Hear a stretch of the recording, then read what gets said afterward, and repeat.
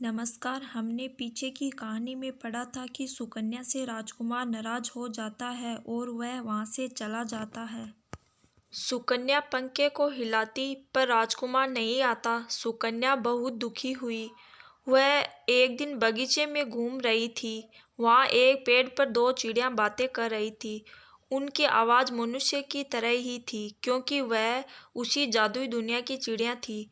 चिड़िया बोल रही थी कि जादुई दुनिया का राजकुमार घायल है। उसके शरीर के सभी हिस्सों में कांच के टुकड़े फंसे हुए हैं। कांच को निकालकर यदि हमारी बीट का लेप करे तो वह सही हो जाएगा। सुकन्या ने सारी बातें सुन ली।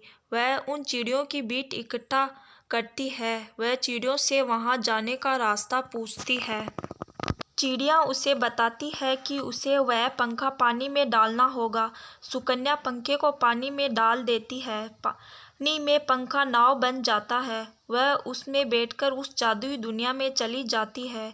वहां वो वेद की वेशभूषा पहनती है और महल में जाती है और बीट को राजकुमार के घाव पर लगाती है। राजकुमार ठीक हो जाता है। राजकुमार वेद पर बहुत प्रसन्न होता है। उसने उससे कुछ मांगने को कहा। सुकन्या उसे अपने साथ चलने के लिए कहती है। वह बताती है कि वह उसकी गलती नहीं थी।